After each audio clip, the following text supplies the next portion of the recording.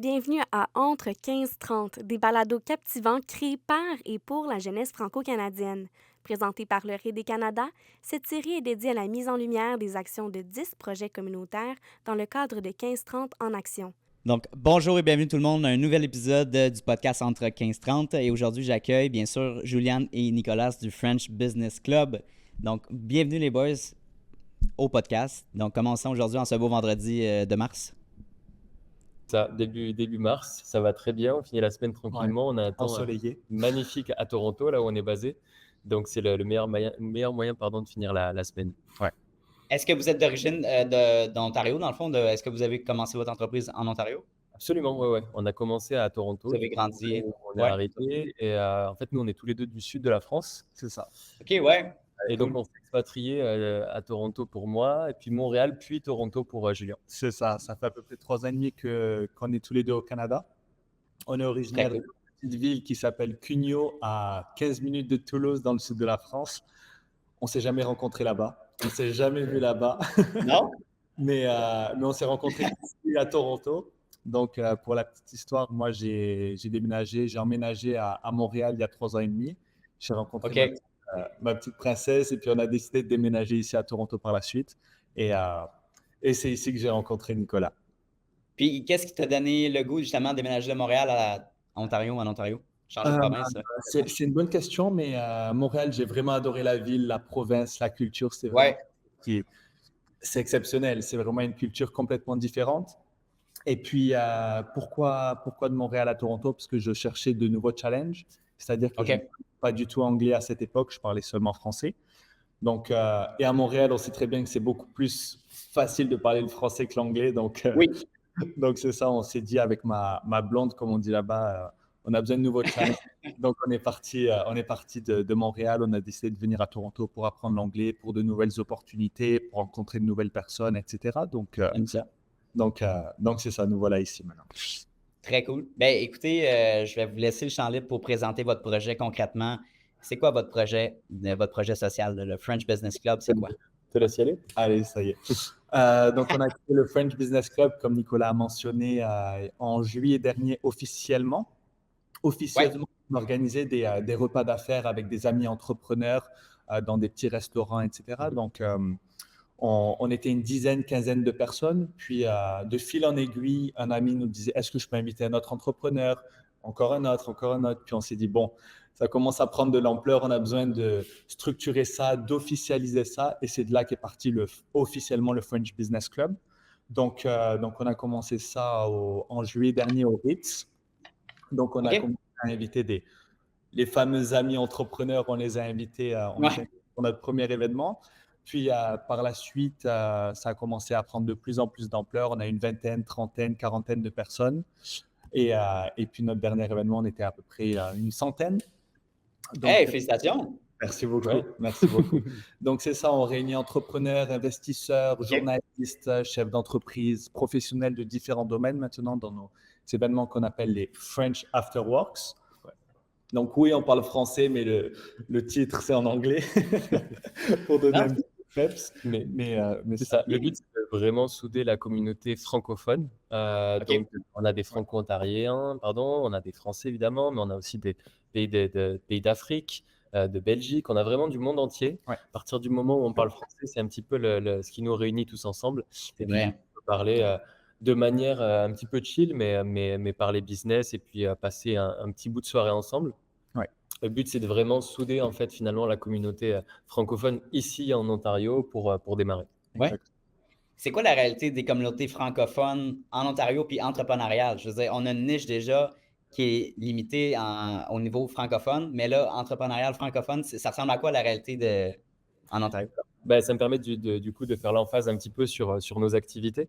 Mais on a deux gros pans. Donc, on a la partie que nous, on appelle un peu plus communautaire, mais qui est quand même notre corps de métier. Donc, les fameux French Afterwork qu'on organise, qui ne sont pas limités aux entrepreneurs, mais aux professionnels décideurs. Pardon. Aux professionnels décideurs, donc des gens en fait qui sont là depuis un petit moment de manière générale, qui ont un emploi, qui ont un impact finalement sur la communauté d'une manière ou d'une autre. Et puis après, on a le club où là, c'est vraiment réservé aux entrepreneurs. Et le club, par contre, lui, ne réunit que 15 à 20 personnes par ville. Et pourquoi par ville? Parce qu'on a une volonté de s'étendre sur plusieurs villes, tout simplement parce OK. que le cœur de métier, au-delà de réunir en fait la francophonie en Ontario, c'est de mapper véritablement toutes les niches francophones nord-américaines et puis de faire ces liens entre les villes. Et je te donne un exemple qui va peut-être te parler, mais on a Ouais. des restaurants en franchise qui voulaient s'ouvrir à New York. Et ben, on l'a aidé Wow. finalement à trouver un local, on l'a aidé à OK. trouver un bon un lawyer, j'ai le mot en anglais qui ne me revient pas. Un bon avocat. Avocat, pardon. En immigration pour l'aider du coup dans ce chemin-là. Donc nous, en fait, on est finalement un petit peu comme des entremetteurs. C'est On ça. essaie d'ouvrir Oui. des portes pour les gens et de redonner un petit peu à cette communauté qui nous a aidés quand nous on est arrivé ici. Tout OK. simplement. Ouais. Donc, créer des opportunités pour les entrepreneurs Ouais. en Ontario, francophones. Et ça a été quoi, dans le fond, l'objectif initial, puis aussi l'objectif en ce moment de partir ce projet-là? Je veux dire, est-ce qu'il y avait un désir vraiment profond de connecter avec ces gens-là ou c'est vraiment pour amener des opportunités? Ça ressemble à quoi? C'était quoi le petit désir dès le début, là? Le désir, c'était d'être entouré de personnes qui nous ressemblent, on va dire. Ouais, c'est ça. Ouais. Donc, OK. tu sais, avec cette fibre entrepreneuriale, ce côté business, et puis Ouais. des entrepreneurs, oui, il y en a, des francophones, oui, il y en a, mais des Ouais. entrepreneurs francophones qui ont ce petit goût de réussite, ce petit goût d'avancer, et puis cette mentalité de, comment dire, cette mentalité de vouloir donner aux autres, cette mentalité De s'entraider. de Ouais. s'entraider. C'est vraiment ça qui. C'est notre personnalité, c'est qui on est, puis on voulait Ouais, ouais. s'entourer de personnes qui nous ressemblent tout simplement. Donc, Et puis finalement, pour compléter un petit peu ce que tu dis, on a beaucoup Ouais. fait d'événements de par nos métiers Ouais. pardon, principaux. Mais on a fait beaucoup d'événements du coup autour de la tech, il y a beaucoup la French Tech qui est bien présente à Toronto, on a les Canadiens, Oui. le club canadien de Toronto également qui est bien présent. Et puis la French Tech qui parlait quand même majoritairement anglais malgré tout. Le club canadien, ça nous plaisait beaucoup, mais finalement on se retrouvait pas forcément dans ce côté un petit peu jeune, digital et tout ça qu'on voulait vraiment apporter. Donc on s'est dit, bah écoute, on va faire un petit peu quelque chose qui nous ressemble, un petit peu C'est quelque ça. chose à notre sauce. Donc, c'est génial parce que du coup, on se bat même pas. En fait, on travaille vraiment avec toutes les entités francophones C'est ici. ça. On travaille main dans la main et puis chacun s'entraide de la même manière qu'on entraide nos membres. Chaque entité ici à Toronto s'entraide ensemble. Ben, c'est génial. Puis qu'est-ce qui vous a amené à vous mettre en partnership finalement? Parce qu'il y a une grosse différence entre se lancer en entreprise seul et avec un propriétaire, un copropriétaire. Donc, c'est quoi la réalité, les bons côtés et les mauvais côtés, là? Bon côté, mauvais côté, c'est déjà quand on s'est rencontrés, ça a de suite été le coup de foudre entre lui et moi. On vient, comme j'ai dit, du même petit village au milieu du Ouais. sud de la France. Ouais. Donc, on s'est rencontrés dans un endroit peu commun. On s'est rencontrés au gym. Donc, OK. donc déjà, tu sais, on avait la même mentalité. On s'entraîne, on veut faire attention à nous. On part déjà sur ce point-là. Puis, quand je l'ai rencontré, je lui ai dit, est-ce que tu dis chocolatine? Il m'a dit oui. Donc, OK. La question qui tue. C'est ça. Donc de suite, ça a bien. OK. C'est la petite blague, mais c'est ça. Et puis donc, c'est vraiment, ça a été entre guillemets le coup de foudre amical et puis surtout le même mindset, la même vision des choses, que ce 100%. soit professionnellement comme amicalement. Puis on s'est dit, OK, lui de par son expérience, moi de par la mienne, Ouais. on est vraiment deux profils qui se complètent. Donc c'est pour ça qu'on s'est dit. Ouais, et puis on a deux caractères qui sont bien différents. Moi, avant, j'étais entrepreneur, j'étais aussi du coup avec un autre associé pendant quelques années. Donc, je sais l'importance en fait d'avoir des caractères différents, de se compléter, d'avoir créé un vrai band, une vraie équipe en fait. Là où moi, je vais être plus back in the scene, comme on dit, du coup, plus sur la stratégie d'entreprise. Julien, on va être plus sur l'image de l'entreprise en elle-même, où c'est la personne qui adore parler aux gens, qui va se surreprésenter. Mais du coup, on se complète bien dans ce sens-là. Donc, c'est le fonceur et je suis le réfléchi, on va dire. Ouais, et puis, c'est ça. ça crée un espèce d'équilibre où moi, je le retiens quand il le faut et lui me pousse quand il le faut également. C'est quoi votre objectif, votre but final, là? Tu sais, dans 5 à 10 ans, là, où est-ce que vous aimeriez être rendu? 5 à 10 ans, c'est important parce que 5 et 10 ans, on n'a pas les mêmes objectifs. Et je pense que 10 ans, Ouais, c'est plus moyen court terme, le moyen long terme, en fait. Là, donc, Mais je peux ouais, peut-être te parler de 3 à 5 ans. 3 à 5 ans, c'est assez tracé pour nous, je dirais. parfait. Sur 3 ans, nous, comme je te l'ai dit, on a une volonté du coup de mapper véritablement l'Amérique du Nord. Donc, ça va être Ah ouais, OK. Montréal, ça sera la ville qu'on ouvre par la suite. New York est aussi dans les tuyaux parce qu'on a déjà beaucoup de demandes. notamment, et d'entrepreneurs qui, soit de Toronto, veulent aller à New York ou inversement. OK, ouais. Donc, le but, c'est de faire travailler les provinces dans un premier temps au Canada et puis après, multiples pays quand on sera sur le continent nord-américain. Donc, ça sera la vision à 3 ans et puis 5 ans, je te laisse y aller, mais je pense que c'est une question d'expansion. D'expandre internationalement, j'imagine, ouais. C'est ça. Donc, Ouais. 3 à 5 ans, c'est vraiment l'Amérique du Nord. Et par la suite, on a déjà aussi beaucoup de relations et beaucoup de contacts, bien évidemment, en France, parce qu'on est français, dans plein de grosses villes françaises. Beaucoup de pays africains, parce que l'Afrique, il y a énormément de Oui, 100%. francophonie là-bas aussi. Donc, on a beaucoup Ouais. de contacts, que ce soit au Maroc, en Algérie, en Tunisie aussi, au Rwanda, Ouais. au Cameroun. On a vraiment déjà des très bonnes relations avec des gros entrepreneurs déjà implantés là-bas. Donc, C'est un pays, enfin, c'est un continent qui est vraiment Qui est- émergent en ouais, termes c'est de ça. business. C'est assez intéressant. Il y a Ouais, de vraiment. belles choses qui sont en train de se passer. Donc, ce Ouais. sera forcément le prochain focus. Ouais. Ouais, exactement. Ben, c'est des très bons objectifs. Puis j'ai aimé comment tu as tourné un peu la question de 3 à 5 ans, parce que 5 à 10 ans, ça peut être un peu loin aussi dans le temps de se pitcher, puis on ne sait pas. Mais logiquement, on peut dire qu'on peut développer, c'est sur le Canada, les provinces canadiennes, l'Amérique, puis ensuite les autres pays dans le monde, évidemment, à l'international, Ouais. l'Europe aussi. Je veux dire, il y a beaucoup, beaucoup d'opportunités. Est-ce qu'il y a des challenges par rapport à ça, à la croissance internationale, juste au côté américain? Est-ce qu'il y a des barrières peut-être? Ben, je dirais, nous, ce qui est vraiment important, c'est qu'on ait vraiment une empreinte locale avant de pouvoir Ouais. s'expatrier, on s'entend, avant de développer une Ouais. nouvelle ville, etc. Donc, nous, vraiment, c'est pas une barrière, entre guillemets, c'est vraiment, on prend le temps d'avoir vraiment des partenariats solides, bien implantés ici à Toronto ou en Ontario en général avant de commencer une nouvelle ville. Donc, par la suite, Montréal, ce sera la même chose. On voudra vraiment avoir des partenariats vraiment très implantés dans la ville de Montréal avant de faire du New York, etc. Donc, c'est vraiment étape par étape parce que oui, on sera partout, mais on veut que dans les villes où on est vraiment un impact économique et social. Ouais, et local Vraiment. surtout. Ouais, c'est ça. Donc ça serait le premier challenge, bien finir les choses avant d'en démarrer des nouvelles. Ouais. Conseil à tous les entrepreneurs qui vont voir cette vidéo. Ouais. Et puis, par la suite, ce qui nous touche un peu plus personnellement, c'est que pour chaque ville, alors nous, bien évidemment, on va y aller, mais il va falloir trouver des représentants pour tenir un petit peu Oui, c'est sûr. Et donc, ça va être ça le challenge, trouver les personnes finalement qui peuvent tenir ce projet-là, qui sont aussi motivées parce que c'est super et on fait des belles choses, mais c'est aussi Ah ouais. des difficultés parfois.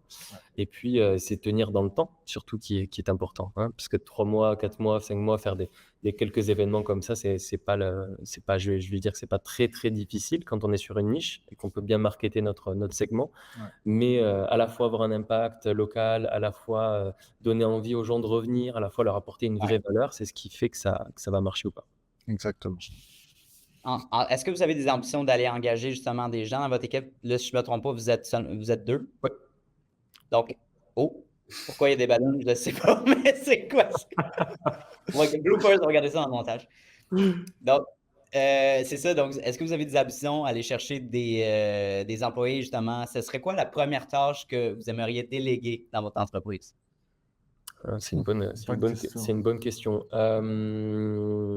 Peut-être de l'accompagnement stratégique. Ouais, je On est pense. déjà en train de parler du coup avec Intéressant. une personne pour être honnête, donc de l'accompagnement stratégique sur la manière de se représenter, la manière de communiquer avec nos partenaires, la manière Ouais. voilà, sur la représentation, l'image de marque en fait. Parce que nous, c'est un point sur lequel on fait très, très, très attention. On aime porter notre projet, on pense que c'est important et c'est à nous d'ouvrir les portes, etc. Parce que c'est un petit peu une entreprise avant tout, c'est une histoire d'entrepreneurs, donc c'est les entrepreneurs qui portent le projet. Ben, c'est sûr. Mais en tout cas, d'avoir un conseil peut-être plus expert sur C'est ça. voilà, se rapprocher du On est public, d'accord. se rapprocher des entités publiques, se rapprocher des grosses entreprises du secteur, etc. OK. Donc, prochaine étape. Avez-vous une stratégie de marketing en place? J'ai envie de dire oui, même si elle est assez agile. Par le Ouais, sens c'est ça. agile, on la pivote dès qu'il faut. En fait, on teste des choses, tout simplement. On Ouais. n'a pas la science infuse. Moi, je considère que même en étant expert, finalement, il faut itérer. De toute façon, il y a plein de choses qui vont pas marcher, il y en a qui vont marcher. Donc, on teste, on est très, très présent évidemment sur LinkedIn. On fait beaucoup de travail de recherche où on en mode chasseur de tête, hein, où on va chercher finalement les gens un par un. C'est vrai. On communique, on est présent aussi aux autres événements de la communauté, tout simplement. Ne serait-ce que ça. Il y a aussi sur notre site où on reçoit, mine de rien, une ou 2 demandes par semaine Ouais. quasiment. Donc, et puis à peu près, je sais pas, peut-être centaine, 200 visites par mois, quelque chose comme ça. Mais on a quand même un petit peu de demandes, un petit peu de présence. Et puis, comme je le disais, hein, la qualité de l'image. Donc faire attention à tout ce qui sort de notre bouche, faire attention à tout ce qui sort Ouais. de nos réseaux, donner envie et puis c'est comme ça qu'on fonctionne. Exact. Excellent. Puis j'étais curieux à savoir, dans votre démarrage d'entreprise, donc au début, là, quand vous Mmh. avez démarré le French Business Club, ça a été quoi le plus gros défi à surmonter? Le plus gros, c'était vraiment de trouver un lieu. Mmh. C'était vraiment de trouver un lieu. C'est vraiment le lieu? OK. Ouais. Ouais. Ouais, parce que la demande était là, Ouais. étonnamment, et on ne s'attendait pas en fait. On a été nous-mêmes surpris puisque, comme on l'a dit, ça a grandi de façon organique. Ouais. Mais de manière générale, c'est créer un lieu, mais c'est surtout créer des partenaires de confiance, en fait. Avoir des partenaires de confiance, Ah, ou du moins qui nous les fassent bonnes confiance personnes. dans un premier temps. Donc c'est ça, hein, c'est créer du relationnel avec les restaurants, Ouais. c'est créer du relationnel avec les lieux qui nous hébergent, c'est créer du relationnel avec le collège boréal sur lesquels on peut faire des événements ensemble, la French Tech sur lesquels aussi on a fait des événements ensemble. Hmm. Nous, on est encore des bébés qu'on démarre et qu'on a beaucoup de volonté, mais Ouais. pas d'historique encore. Eh ben, il faut quand même que les gens nous fassent confiance. Donc, je pense que c'est ça le défi de tous les jours. Le plus gratifiant, ouais. C'est quoi votre but là, dans le sens d'inspirer les autres? Qu'est-ce que vous espérez? Qu'est-ce que vous espériez justement au niveau de l'inspiration dans votre communauté? Inspiration. On a une volonté quand même d'avoir la main sur le réseau économique francophone. Donc, il y a une véritable volonté business Ouais. pour avoir de l'influence. Parce que l'influence, je pense que c'est quelque chose qui finalement, alors bien sûr quand elle est bien faite et maîtrisée, mais c'est ce qui finalement va être important nous dans notre business pour tenir Oui. dans le long terme. Et puis transmettre tout simplement. Je pense que voilà, nous aussi on a vécu plein de choses, on s'est expatriés également. Beaucoup de gens à Toronto se sont expatriés de manière générale, mais on a tous la même envie. Donc le but, c'est si on peut s'entraider et grandir ensemble, on a beaucoup de valeurs et on se dit beaucoup que si on donne suffisamment, un jour on va nous le redonner aussi. Et c'est ce qui se passe, tous les jours. Donc le plus qu'on peut donner, on peut aider, le plus qu'on va grandir ensemble. Et si on est win-win et qu'on gagne tous les deux, ça veut dire qu'on aura fait notre job et tout le monde sera content. Donc c'est assez virtueux comme process, je dirais. C'est souvent ceux qui prennent pas le chemin le plus tapé, le plus passé. Donc, par exemple, on pourrait dire suivre un parcours scolaire impeccable, avoir un job qui est socialement acceptable, qui reçoit un bon salaire. On a une maison, on a une famille, hein, on a tout. On a la belle voiture. Mais au fond de nous-mêmes, ça arrive souvent, c'est qu'en début de trentaine, ces gens-là, soit ils font un burn-out, soit ils ne se sentent plus, comment je pourrais dire, ils ont atteint tous les piliers selon le succès de la société, mais en eux-mêmes, ils se sentent aussi vides que quand ils commençaient. Parce qu'ils n'ont pas appris à aimer, puis ils n'ont pas appris à découvrir c'était quoi leur passion. Puis ça m'attriste de voir ça. Puis j'aimerais avoir un peu votre opinion là-dessus. Qu'est-ce que vous pensez? Ce serait quoi vos conseils à donner? Je pense qu'il faut essayer le plus possible. Alors, je vais parler en tant que Français qui juge beaucoup les choses, donc je vais parler plutôt aux Français d'entre nous. Mais disons, un jeune qui nous écoute, là, ne pas avoir de jugement, en fait. Ouais, exact. Choses, même si à la base, c'est pas quelque chose qui nous... essayer, itérer, c'est pas des choses finalement, mais être dans l'action. Je pense que c'est le plus important, en fait. Parce que réfléchir et ne pas tester, c'est là où finalement soit on va se faire des idées ou soit on va jamais passer à l'action. On ne peut pas savoir des choses qu'on n'aime pas tant qu'on les a pas fait. De manière générale, c'est ce que je dis souvent à mes proches et qui me détestent parfois pour ça, mais Je ne le prends pas personnellement. C'est pas ça en plus que je disais ça. Mais c'est ça, c'est ce que je dis souvent à ma compagne pour la petite blague. Donc quand je lui dis à un restaurant et qu'elle me dit non, j'ai pas envie, ça me plaît pas, j'aime pas ce que cuisine, je lui dis mais on peut pas savoir tant qu'on n'a pas essayé. Donc l'ouverture d'esprit, être ouvert, voyager le plus possible. Alors voyager, ça veut pas forcément dire aller loin, ça veut dire parler avec des gens qui ont des cultures différentes, avec des points de vue différents, respecter ces points de vue différents, et puis surtout se nourrir de tout ça pour créer une belle version de soi-même. Ça a été quoi quand vous aviez parti le French Business Club, ça a été quoi la perception des gens dans votre entourage, puis aussi, je veux dire, de votre famille, de se lancer en affaires? Étonnamment, on a beaucoup été encouragés.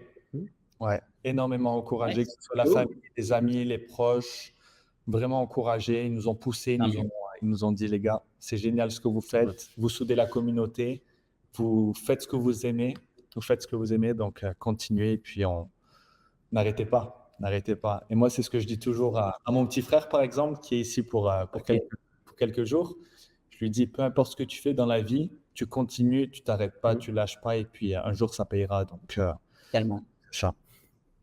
Tellement. Ben, mais merci les boys. Puis j'avais juste une petite dernière question, dans le fond. Où est-ce qu'on peut vous contacter, soit pour faire affaire avec vous, soit pour vous jaser? C'est où l'endroit? Le plus simple pour nous, je pense que c'est LinkedIn quand même. Ouais, que ce soit sur LinkedIn ou notre site internet, Ouais.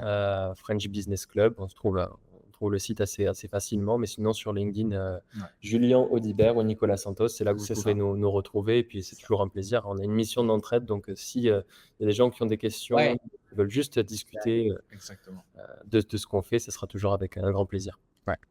Ben, excellent, merci beaucoup de votre participation au podcast. Super, merci à toi, Anthony. On y va, on recommence.